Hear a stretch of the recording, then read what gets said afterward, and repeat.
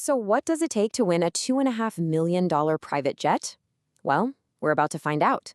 Today, we're going to break down one of the most insane competitions I have ever seen, a high-stakes psychological gauntlet, all designed by MrBeast. The whole premise sounds pretty simple, right?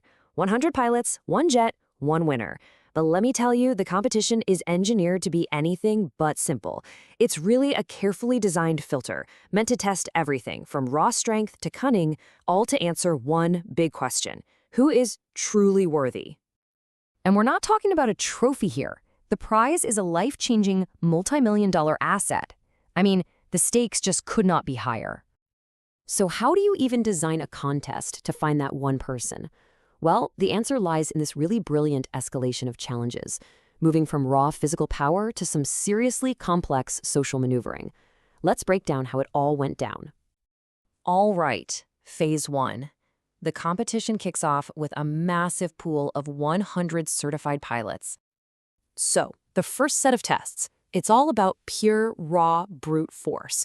The goal here is pretty simple: eliminate anyone who isn't physically up to the task. It's a test designed to quickly and efficiently call the herd before any real strategy can even come into play. The first filter is a team-based plane pull, which tests collaborative strength. But then, for the second one, the jet spinner, it gets personal. It isolates each person. It's a pure test of individual grit, and it's designed to find the breaking point of anyone who is maybe just coasting on the strength of their team. And the effect was, well, it was absolutely brutal.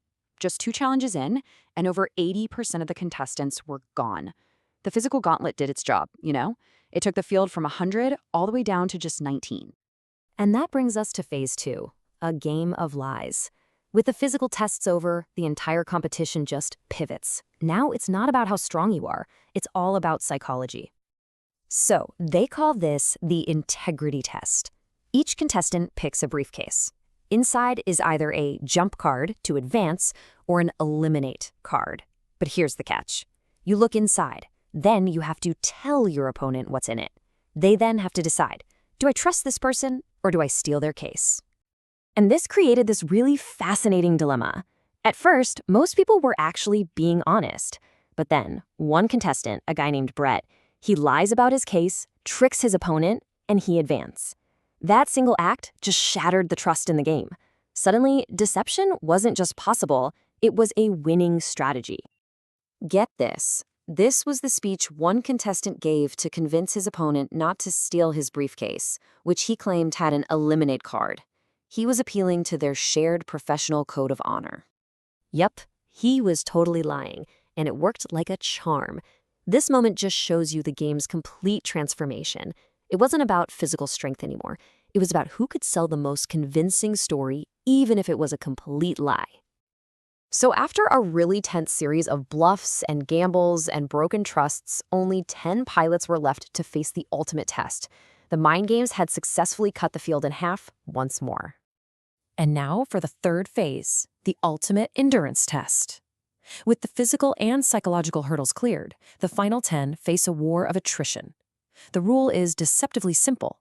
The last person with their hand on the jet wins it. But this was not just about standing still. Over 22 hours, the challenge just kept evolving. It started with walking, then it turned to running, then balancing on one foot with only one finger touching the jet. Each new rule was a calculated layer of physical and mental torture, just designed to find the absolute limit of their resolve. This was what one contestant, Samuel, declared early in the challenge, and it just perfectly highlights the extreme, almost superhuman commitment you had to have to even stand a chance. And he wasn't exaggerating. He pushed himself to the absolute brink until his body physically collapsed. It's a brutal demonstration of the toll this challenge took. His will was there, but his body just gave out. And all the while, MrBeast is acting as this chaos agent, introducing new variables. He'd offer huge cash prizes to tempt people to quit. He added a button that would make the challenge harder for everyone. It was a masterclass in psychological warfare, using greed and exhaustion as weapons to force a mistake. After 22 hours, only 3 remained. But the game wasn't over. No, in fact, this is where the design took its most brilliant and complex turn. So the final twist is a social dilemma. A 1-hour timer starts. If more than one person is touching the jet when it hits zero, everyone loses. The game just flips on its head. It's no longer about endurance, it's about negotiation. They have to agree on a single winner, or they all walk away with absolutely nothing. And the negotiation, it immediately hit a wall. Each finalist argued for a method that played to their own advantage. One wanted a game of skill, saying he had earned it. Another preferred pure luck. And the third made this powerful emotional appeal based on his family's needs. With the clock ticking down towards mutual destruction, the advocate for skill finally caved. They agreed to let pure chance decide the winner. And in an incredible moment of fate, the contestant with that powerful family story chose the winning briefcase. And in a surprising final act of integrity, after a competition just filled with deception, the other two honored their word.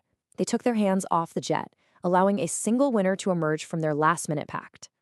From brute force to deception to endurance and finally to forced cooperation, this competition was a crucible testing every single facet of human nature. It leaves us with a fascinating question.